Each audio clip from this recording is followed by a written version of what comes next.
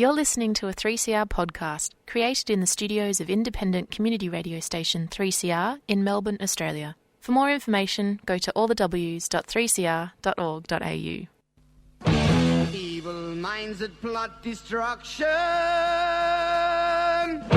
sorcerer of death's construction. In the fields of bodies burning, as the war machine keeps turning. Death and hatred to mankind,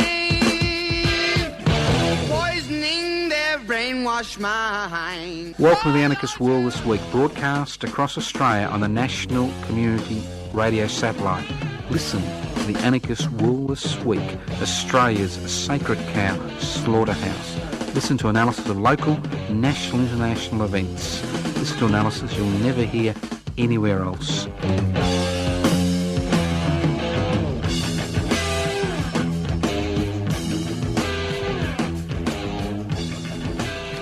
Welcome to the Anarchist World This Week, broadcast across Australia, courtesy of the Community Radio Network.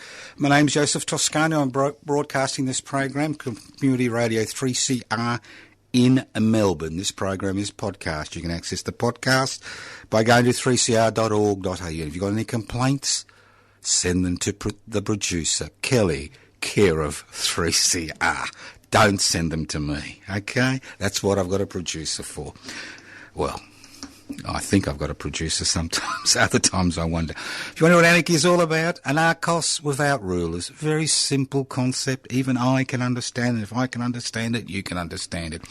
So what gives rulers the ability to determine the lives of billions of people, as we've seen on the planet today, as the USA and Russia, and China get ready for war? Well, what is it? Inequalities in power and wealth.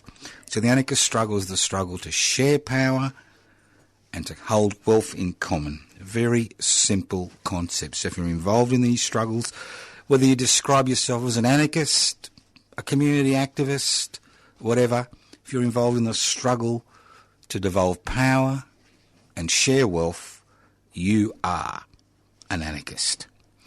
Now, obviously, many people who call themselves socialists and communists and capitalists, they're all on capitalism, is about not sharing wealth. Communism, socialism, as we've seen it practiced, is about the centralisation of power and a central authority. So anarchism is different. It's the devolution of power, the sharing of power and the sharing of wealth to break down hierarchies to ensure that small groups of people can't make decisions that affect the lives profoundly, as we've seen today, of billions of people. Do the right thing. It's interesting how they must all sing from the same song sheet. I've noticed both state and federal politicians, premiers and prime ministers over the last week saying, do the right thing. And it reminds me of those ads where you get some, bikini clad or some bloke in budgie smugglers putting litter in a rubbish tin on the beach, from the 80s. Do the right thing. Pick up the litter. Put it in the bin. But what are they talking about? Well, they're talking about a concept which is foreign to you and me called corporate responsibility. Now, I may be a bit slow. Well, I am slow, obviously, or I wouldn't be doing the Anarchist World This Week. But corporate responsibility. Now, capitalist society, as you know, is based on the concept of private investment for private profit.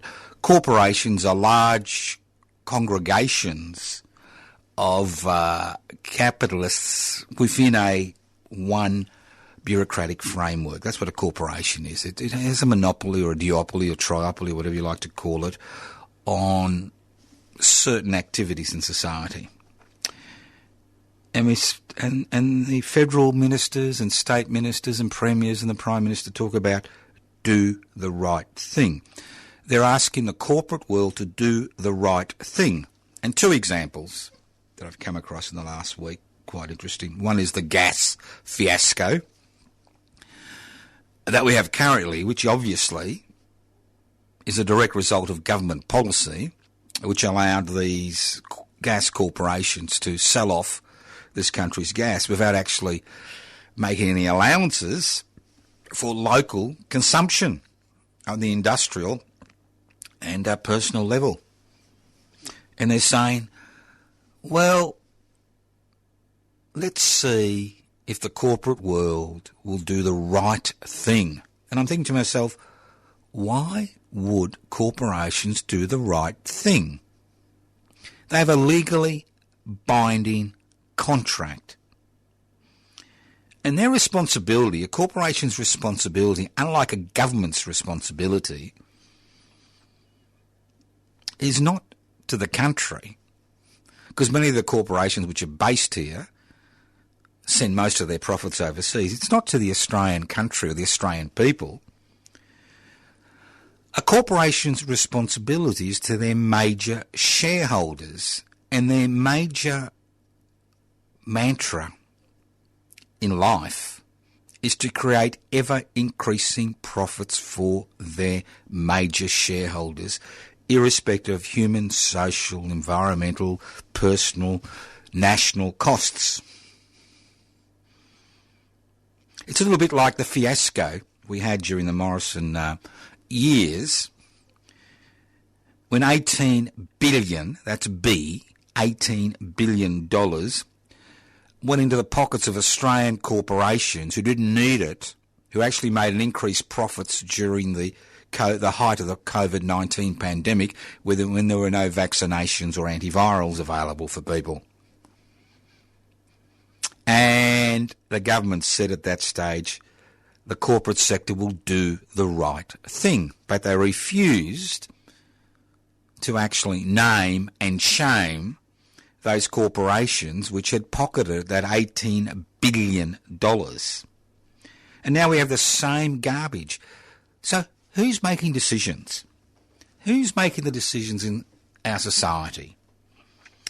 Is it corporations whose major responsibility is to their shareholders? Or is it governments at the state and federal level whose responsibility is to look after the people they represent through the parliamentary elections? Whose responsibility is it? And when a government says to a corporation, do the right thing,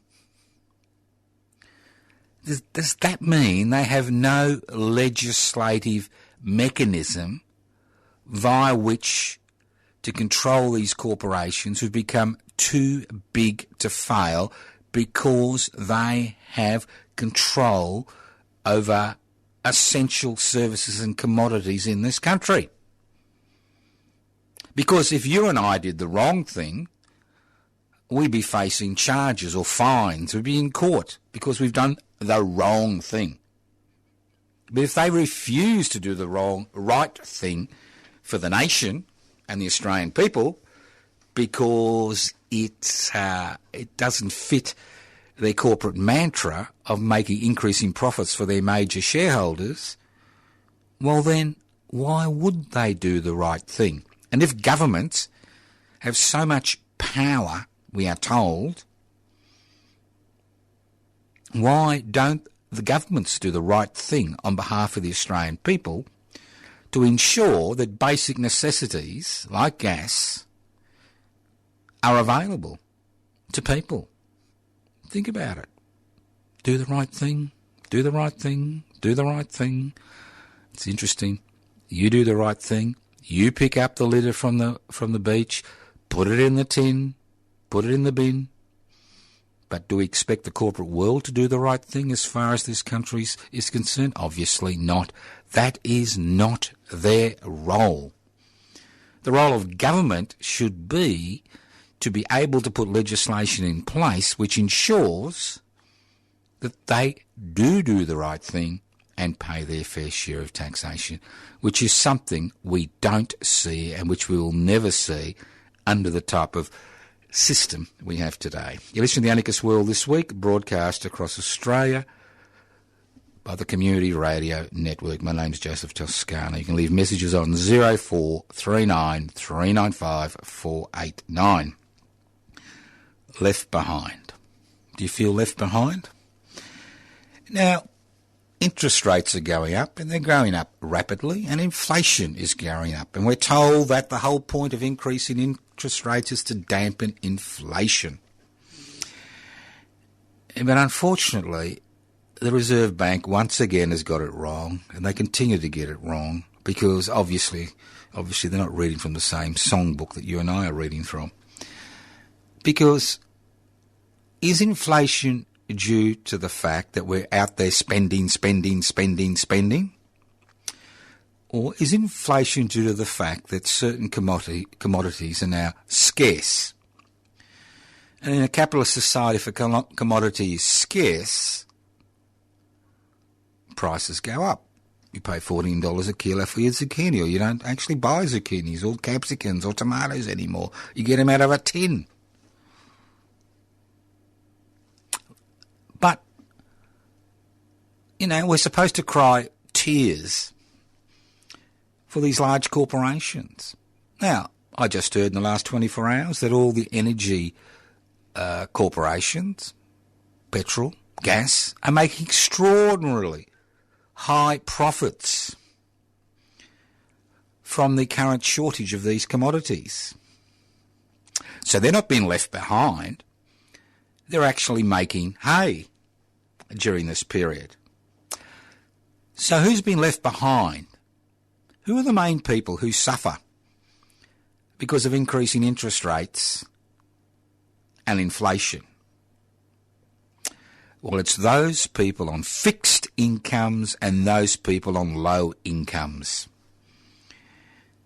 If you've got the disposable income, you'll pay $14 for zucchinis if you like zucchinis, or $9 for your lettuce, your iceberg lettuce. It doesn't really make much difference to your lifestyle. But if you're in a fixed income, a social security benefit, and remember all our social security benefits are less than $1,000 a fortnight, well, increasing prices, especially for basic commodities, does have a profound impact. Because concepts like energy, food security are being threatened. So once again, it's these people, this 1/3 of Australians who are carrying the can. But it's more than that. At least people on benefits of some type have concession cards. And these concession cards can give you a concession for various goods and services. But think of all those millions of people who earn less than, say, $1,200 a week. And there's many.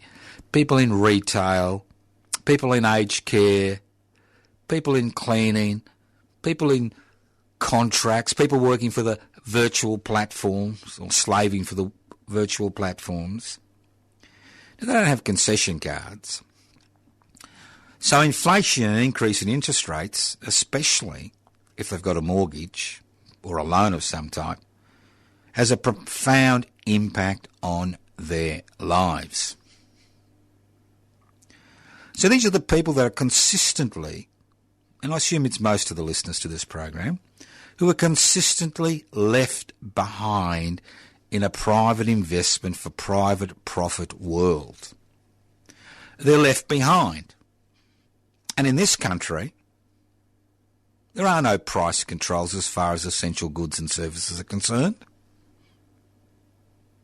We've seen a little bit of subsidy for petrol, but that's about it. There's nothing there to assist people with food security, which means more and more people have to rely on private charities in order to get a decent amount of food in their bellies and their children's bellies. So when we talk about increasing interest rates and inflation, it's not the big end of town. It's not the investment class. It's not people who have quite reasonable wages. It's all those people on social security benefits and those millions who earn less than $1,200 a week. Especially that group that earns less than $1,200 a week because they're not entitled to any concession. You can have a medical issue, you haven't got a concession card, you go into a pharmacy, you may need 3 or 4 medications to continue to, breathe. Diabetic medications, blood pressure medications, asthma medications. If you are if you're on some type of pension, you get concessions for your medications. But if you're a low wage earner, there's no concessions. So you could find that 10% of your income is going just towards meeting your medical costs. Although they are partly subsidised by the government in terms of pharmaceuticals, but we'll talk about that later on. So think about who's left behind when we see the Reserve Bank talk about this and that and this and that and make mistake after mistake after mistake. You're listening to the Anarchist World This Week, broadcast across Australia via the Community Radio Network. My name's Joseph Toscano. This program is coming to you from the studios of 3CR in Melbourne, Australia's radical radio station. Now, energy security seems to be on the lips of everybody today. And I've been thinking about it. And the latest YouTube I've done, which will be up sometime next week, is about energy security. And when you think about it, energy is fundamental to the type of society we have today. We don't congregate around fires and communally cook our food anymore. We're all individualised and privatised. And energy is exceptionally important. If the power goes out, it's not only the lights that go out, it's your heating that goes out. It's the bowsers at the petrol station which go out. It's the automatic teller machines which go out. It's your internet which goes out after a little while, once your battery runs out. And your electric car can't function. And all those famous missiles sitting around, ready to kill people. Well, at least that's one thing, won't be able to be fired. Well, obviously they'll have backup energy sources. I keep forgetting about that. So energy is fundamental to a 21st century society, especially a society which is based on mega metropolises, cities of over 1 million. And we'll find that in the next few years, over 70% of the world's population, about 5.56 billion, will be living in cities which are totally dependent on an energy source. Now, obviously, on top of that, we've got the issue of the climate emergency, which has been created by us over the last 2 centuries, using fossil fuels to promote a private investment for private profit world. So, what are the solutions which have been talked about? Well, I've spoken about before, green capitalism, huge solar farms, huge wind farms, and the list goes on and on.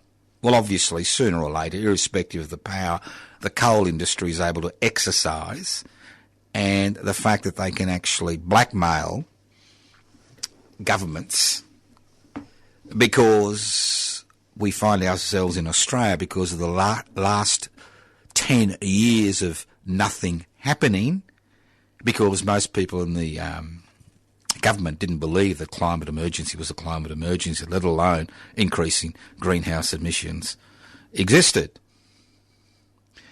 We find ourselves in this situation. So what is a way of ensuring energy security, especially in a period of heightened conflict? And that's what we're entering. And we'll talk about that later. Well, I'll talk about that later on. A period of heightened conflict between nation states. So why not? Now, I know this isn't a radical idea. Why not build, and we see it now with panels on roofs of private houses which are privately owned, why don't we, through the cities and regional towns, build publicly owned local solar installations to ensure energy security. And these local solar installations could actually pump energy into the grid. And the grid could actually be localised, not centralised. So we wouldn't be at the behest of privately owned corporations as far as energy security is concerned. I mean, you could build these on top of parks. You can put these things anywhere. On a corner of a street, elevated, on top of buildings, but publicly owned, decentralised systems. And although there are a number of small communities around the country which are trying to establish their own publicly owned or community owned energy generation systems, installations, in order to ensure energy security, we are seeing government roadblocks in terms of legislation being put in place to prevent these local communities from establishing these installations. At the same time, there is no public money going towards it because they want us to continue down the private investment for private profit pathway, whether it's green energy or whether it's fossil fuel. Ultimately, it's about private investment for private profit. 28th of November, here we come. Now, I know people listening to this program outside of Victoria will find the next segment a little bit boring, but you can do the same thing where you live. Now, on the 28th of November 2022, there will be an election in Victoria to elect a state government. Now, I've canvassed the idea, and I'll be canvassing this idea over the next few weeks in August to see if there's any support out there in the community about standing as an independent candidate in the seat of Mulgrave in Melbourne, which is the seat of the Victorian Premier, Mr. Daniel Andrews. Now, why? Well, because they don't care. For 4 years we've been standing on the steps of Parliament House asking for reforms as far as public housing is concerned. Nothing has eventuated, although the pressure we put on the Victorian Labor Party at the last state election in 2018 forced them to promise to build 1,000 new public housing units and houses. They haven't built one. It's all been privatised. If you live in Melbourne, just go through by the Merry Creek development, prime inner city real estate, private-public partnership, 10% public, 90% private. In 30 years' time, it all reverts back to the private provider. So, you can march till your feet are sore. They don't give a shit. They do care if you drop into their party uninvited. And their party is the state election. Now, obviously, they've got unlimited finance, unlimited publicity, and the Liberal National, well, what's left of the Liberal Party in Victoria and what's left of the ALP in Victoria will battle it out to become the next government, state government. And I'm told ad nauseum, you shouldn't sit against Daniel Andrews because it may mean that the Liberal Party will get into power. Now, this Labor government that we've had in Victoria has been bitterly disappointing. Bitterly. And I've been involved, in healthcare for almost 50 years, half a century. Makes me seem old. And I have never seen such a pathetic situation, not just in terms of COVID-19, but before COVID-19. And this situation is now compounded by the fact that we don't actually have any publicly owned pharmaceutical companies in this country to produce essential, non-copyright, generic medications. That's another story. So what we've had in Victoria, and I assume in other parts of Australia, which I'm not that familiar with, is a construction blitz. Anywhere you go in Melbourne and the outer environment, not that much in regional areas, there are publicly funded construction, gold gold-plated construction. Now, these construction blitzes provide infrastructure.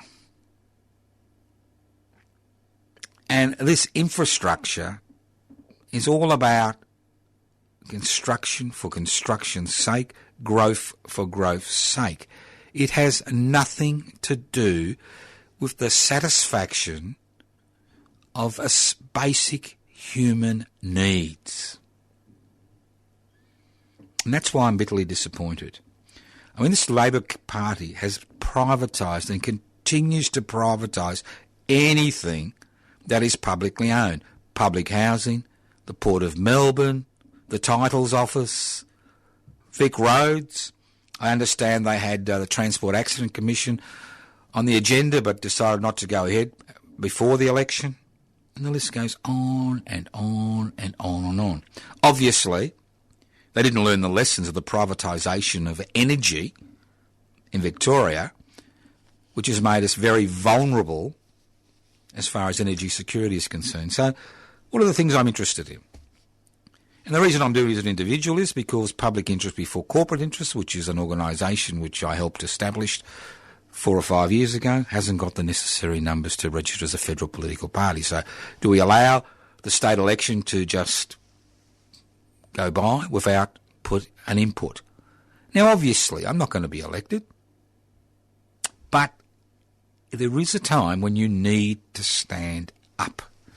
It's not enough to shrug your shoulders and say, what can you do? You can't fight City Hall, or I'm too old, I'm too young, I'm too broke, I'm too poor, I'm too bored, I'm too listless, I'm too cynical, I'm an armchair revolutionary. The fact is, this is an excellent period via which to put forward ideas. And the slogan is very simple. Very simple. Satisfy basic human needs before the current construction blitz.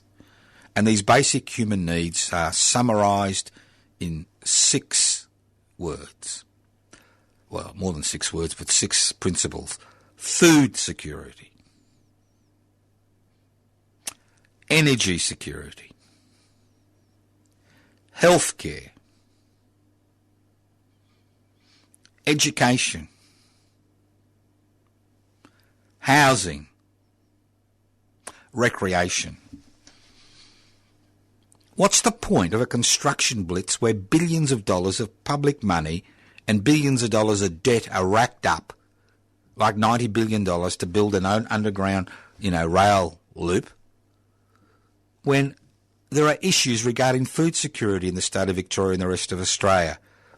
There are issues, major issues, especially with increasing interest rates and increasing rents, regarding housing. There are issues regarding healthcare. There are issues regarding access to public education. And there are issues to the fact that some people never get a break in their lives because they don't have the disposable income at their fingertips to, have that little holiday down at the coast or somewhere else.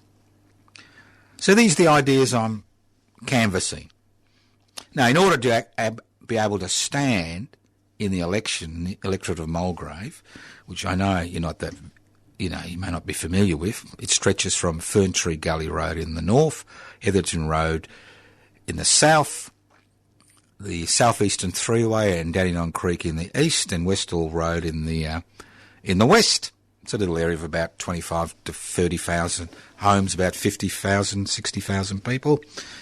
The thing is, why in the Premier's electorate? Because the Premier has been the driving force behind this privatisation agenda. And although it's provided jobs for the construction industry and massive profits for many of the corporations which are involved in these gold-plated constructions, and when I say gold-plated, what it means is that excess money is poured into a structure in order to maximise return to the company which is making that structure. The fact is that as far as food security, energy security, access to public health, access to public housing, recreation is concerned, public education is concerned, it's not happening. So, if you do live in this electorate, I'm very keen to meet you. I'm happy to have a chat, happy to come to your place, meet you for a coffee somewhere, explain the campaign, because I need people in the electorate to nominate me in order to stand. At the same time, I'm interested in meeting people who are interested, who may not live in the electorate, who are interested in this particular campaign, who wish to be able to assist in the campaign, whether it's financially or physically. It doesn't really matter. It's about assisting. And again, it's about changing the agenda. Changing the agenda, not just in Victoria but the rest of Australia, from one based on construction for construction's sake, growth for growth's sake, to one based on the satisfaction of basic human needs. You listen to the Anarchist World This Week, broadcast across Australia via the Community Radio Network. Now, if you are interested, and you do live in Victoria, I'm holding a series of just private meetings. They're not public meetings, just turn up. Today, that's Wednesday the 3rd of August, from midday to 2 p.m, outside the Springvale railway station on the southern side. Nice seats and palm trees you can sit in the cold under. I was there last night. It was bloody cold, but a few people turned up, which was good. And I'll be repeating the exercise next Tuesday, which is the 9th, from 7 to 8 p.m. for people who are working and like to be involved in the campaign.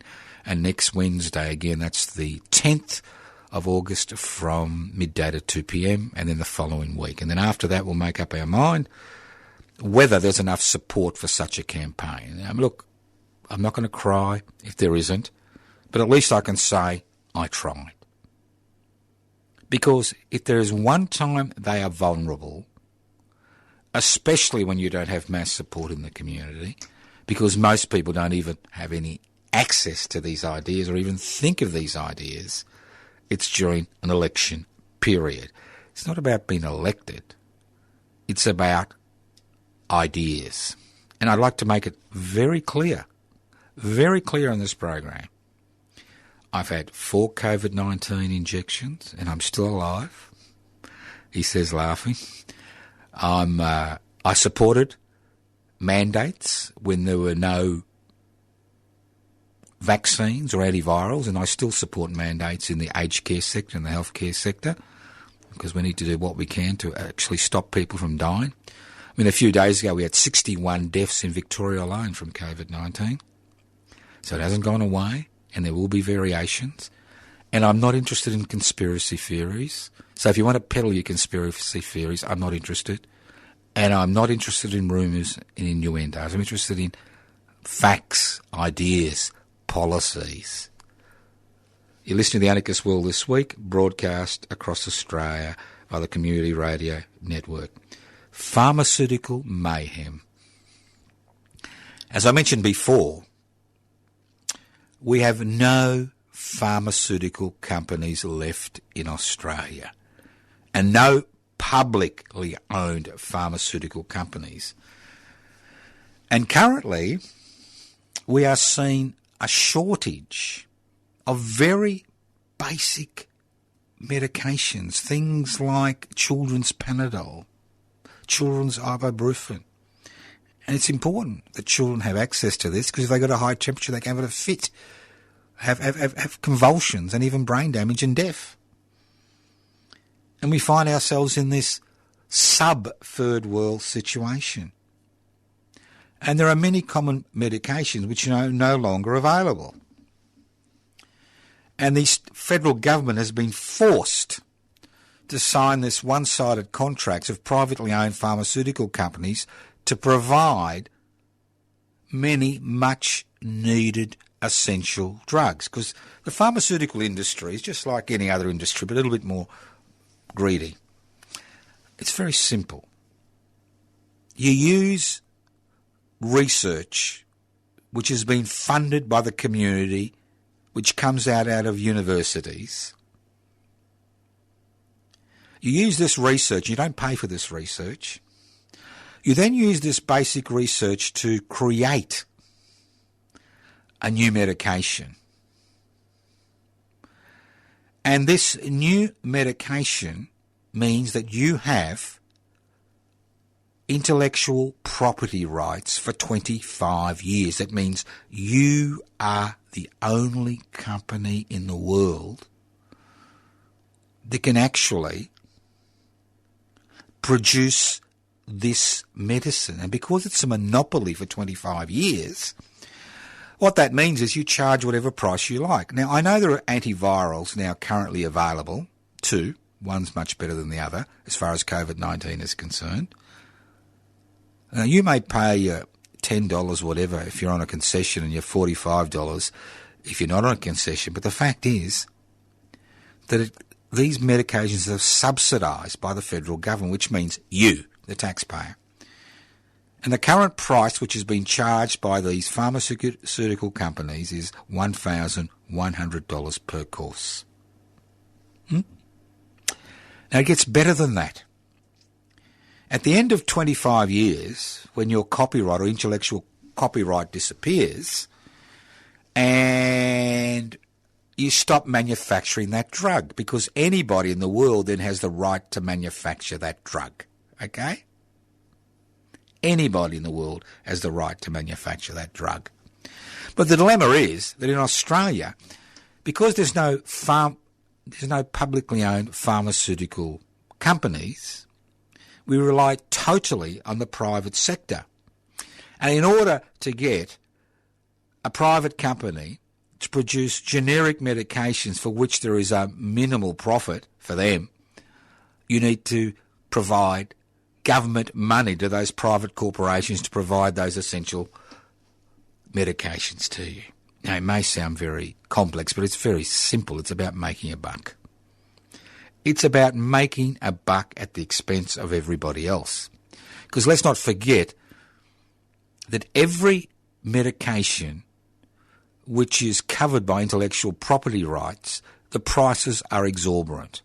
And the federal government has been forced over the years to subsidise these medicines for the Australian people. And the subsidy is paid by the taxpayer, you and me. Now, if we had if our public institutions, our public universities,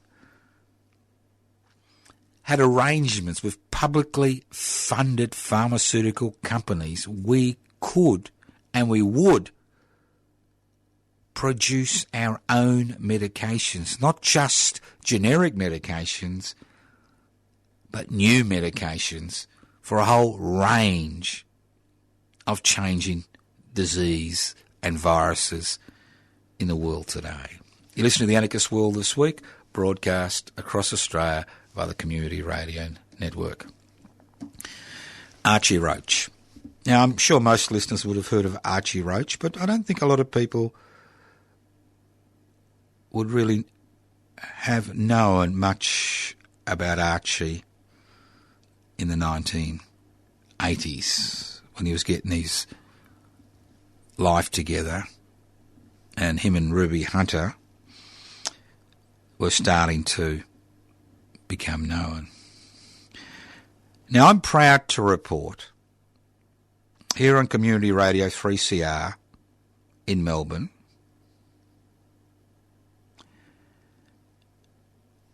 that the late Gilla McGuinness, who ran a First Nations man who died in January 2018, was the first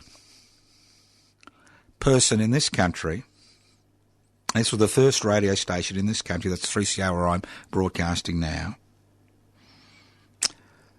to bring in Archie Roach, when he was ignored by everybody, into the studios in 1986, where he's saying they took the children away. Now, I've been aware of this song before that. I'd actually heard it before in Ballarat a year or two previously. And it wasn't until 1989 when Mr. Kelly organised for Archie to play at a do that he began his ascent And if you think I'm talking through my ears or nose, I was privileged enough to be able to go to Gilla McGuinness's funeral in 2018. And Archie Roach was there as one of the main speakers at Gilla's funeral. And he publicly acknowledged that his career as a truth-teller, songwriter, began with that interaction with Gilla McGuinness on Community Radio 3CR in Melbourne. And he'd give everything, he said he'd give everything away, all the fame, all the fortune, if he could bring Gilla back to life again. And he meant it.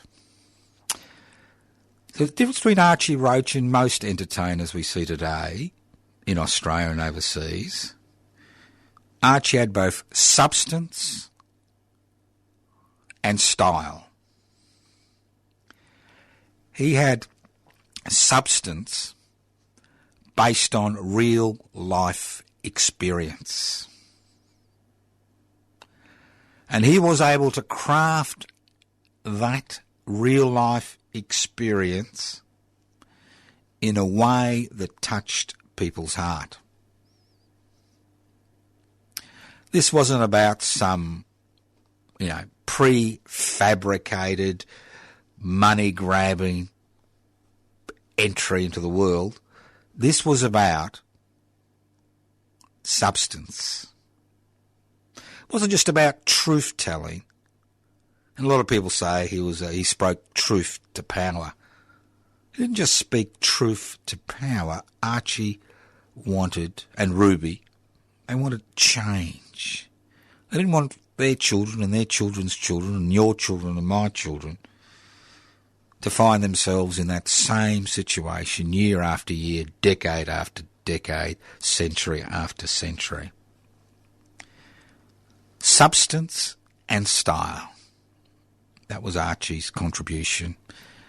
And I'm proud, and I've been involved in 3CR since 1977, I'm proud to acknowledge Gilla McGuinness and the role that community radio station and community radio played in the development of Archie Roach's career and his impact on the Australian people. If a picture is worth 1,000 words, a song, like they took the children away, is worth 100,000 words. You listen to the Anarchist World this week, broadcast across Australia via the Community Radio Network. From that to next, it's an amazing program, isn't it, the Anarchist World this week, the way we chop and change, Queen Lizzie trumps God. Did you know that? Queen Lizzie trumps God. I was a little bit, what's the word? Not delighted, but, I was delighted to see the antics of Senator Lydia Thorpe in the Senate when she was asked to acknowledge and pledge allegiance to Queen Lizzie and her offspring, And I'm thinking to myself, Now, poor old Lydia, if she didn't do the oath of allegiance to Queen Lizzie, well, then she wouldn't be a senator. It's that simple. It's in the Constitution, I'm sorry to say. So eventually poor old Lydia had to, read out the words. She may have choked on them, but she read out the words in order to remain as a Green senator in the Senate, and good luck to her. But I think it highlights a very important point. Now, when I stood in the Senate election a few months ago, just because I wanted to cause a little bit of mischief at that stage, unlike the campaign here in Victoria where I want to cause a little bit of a ruckus, not just mischief, I had to fill out this stupid form, I I mean, I've stood for elections before, and I used to fill out, a few words, and that was it. Bingo, you can go. And there's this stupid form because of Section 44 of the Australian Constitution, which the High Court upheld in a black letter judgment, which what that means is they did a literal interpretation. It's a little bit like reading the Bible and saying the earth was created in 7 days. Literal interpretation. They did a literal interpretation of Section 44. Which basically means that if you have allegiance or potential, and that's the key, potential allegiance to another foreign power, you cannot stand for election in this country. And that excludes about, 70% of the Australian population, because 50% of parents that have born overseas. Now, in my case, I had to put down, where my parents were born, fair enough, where my grandparents were born, and even possibly great-grandparents. And I had to answer all these bloody questions. And why? Because maybe, just maybe, I had a right which I knew nothing about, although I was born in this country 7 decades ago, to acquire the citizenship of another country. And we saw a number of people lose their political office over the last decade because of this convoluted thinking, all right? So you can be born in this country, but if your parents are English, it's okay. But if your parents come from somewhere else, you may have some likelihood of applying or having citizenship of a foreign country. Now, unfortunately, in my case, poor old Senator Kavanagh, his mum and dad filled out the form for him to become an Italian citizen, and he was a little kiddie, and obviously he didn't sign it himself, so the High Court found that he could stay in the Senate. Because as far as the Italian government is concerned, unless you directly apply for citizenship, you have no rights or privileges. The only right or privilege you have is the right to apply. But other countries give you automatic citizenship. And I thought one of the most pathetic cases was poor old Josh Frydenberg, and I hope he's happy at Goldman Sachs. Poor old Josh, they tried to take him to the High Court because his parents came from Hungary. Half his bloody family was killed by the Nazis. And because it's ludicrous. It's ludicrous. But Queen Lizzie, who is a foreign monarch, trumps God. Because, as an atheist, I can affirm an oath. I don't have to put my hand on the Bible or the Quran or the Hindu scriptures or Maggie's whatever, I don't have to do that. I can affirm. But if you are an elected member of Parliament, you have to affirm allegiance to Queen Lizzie and her descendants, a foreign monarch. But the fact is, she's not a foreign monarch. Irrespective of what people tell you, she's your queen, boys and girls. And if you don't swear allegiance to her and her motley family, you, although you've been elected by the Australian people into Parliament, you cannot exercise your right to sit in that parliamentary seat. Isn't that extraordinary?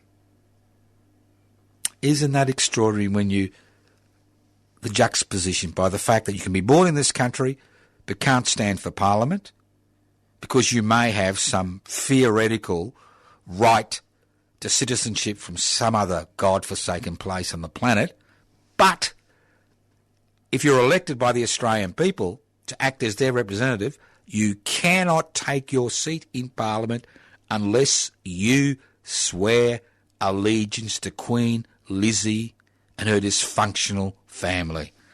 You're listening to the Anarchist World This Week, broadcast across Australia via the Community Radio Network. My name's Joseph Toscano, and talk about dysfunctional. First of all, we've got Russia bogged down in a war in the Ukraine, mainly of the US's making. All right? Provocation after provocation after provocation. I make no excuses for Mr. Putin or his disgusting, nasty, evil intervention in the Ukraine. But I know where I lay the blame at, and I know why Ukrainian people continue to die in their hundreds, if not thousands, or if not tens of thousands, including Russian soldiers. I know. Because of the provocative position taken with the USA, dragging along the European Union regarding Ukraine. And a lot of the Ukrainian people are now beginning to think, it was interesting that there was a mandatory evacuation order for I think it was the area of Donetsk, sorry for the pronunciation, which has been overrun by the Russians. Why mandatory? Because a lot of Ukrainians just want to stay home. They just want to stay home. They're not interested in what's happening. I mean, what's happening? What's going to happen at the end of the war? You're going to have the same bureaucrats and the same people, carrying on. And now we have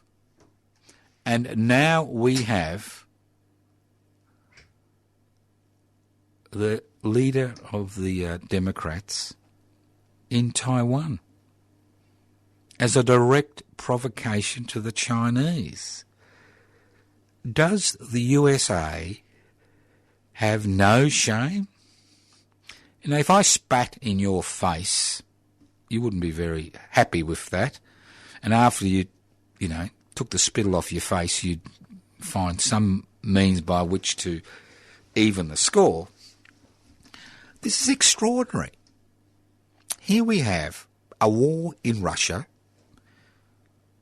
where people have been displaced from their homes, men, women and children have been killed, tortured, killed indiscriminately.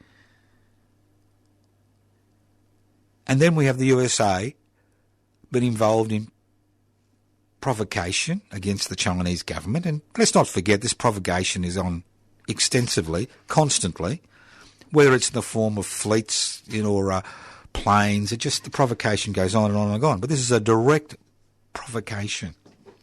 What's all this about? And interestingly, on the same day, we hear that there are plans afoot to remodel the Australian Armed Forces. That's right, the Australian Armed Forces. Why are we as a people heading towards a war in this part of the world? Does anybody in Australia really understand what war means? All they've got to look at is what happened in North Australia in World War II. And there was actually no direct invasion, but there was a lot of bombing. And today, the weapons that are used make those weapons look like, kindergarten toys. Do we really want to be dragged holus bolus into this war between these two so-called superpowers? I don't want to be. Think about it. And voice to Parliament. It's interesting. There's a spectrum of Indigenous opinion regarding the voice to Parliament. Now, I'll speak about that more next week. But obviously, the First Nations community is just like the rest of us. There is a difference of opinion amongst many people about what is important and what isn't important and what people should be doing. So we'll speak about that tomorrow. But I do like the concept of a voice to Parliament for one reason, because it's enshrined in the Australian Constitution. And that means that no government can actually dissolve that voice as they did before. You listen to The Anarchist World this week, broadcast across Australia by the Community Radio Network. This program has been streaming live on 3cr.org.au. The program is podcast. You can access the podcast by going to 3cr.org.au. You can leave messages on 0439 395 489. If you live in the electorate of Mulgrave, which takes up Mulgrave and Springvale, I'd be very interested in listening and hearing from you. 0439 395 489. You can write to us. Yes, we answer letters once a week. Post Office Box 20, Parkville 3052. YouTube, Public Interest Before Corporate Interest. You can join Public Interest Before Corporate Interest by going to info@pipsy.net. You can join online. We couldn't make it any easier. info@pipsy.net. You can go to the Anarchist Media Institute website, anarchistmedia.net. You can go to Facebook pages, Joseph Toscano, Toscano for the Public, Public Housing, Everybody's Business, Defend and Extend Public Housing, the list goes on and on and on. Sorry to bore you, but there's so many virtual things. I'm more interested in real things. See you at a real function in the very near future. Evil minds that plot destruction, sorcerer of death's construction. An analysis you'll never hear anywhere else. Anarchist World this week. Australia's sacred cow slaughterhouse. 10 a.m. every Wednesday. Listen to the Anarchist World this week for an up-to-date analysis of local, national and international events. Poisoning their brainwashed minds. Oh, Lord, yeah.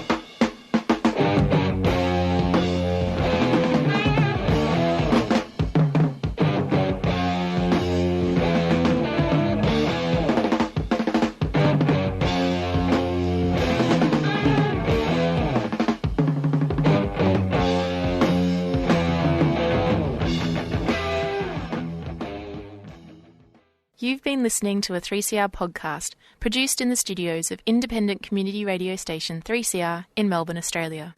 For more information, go to allthews.3cr.org.au.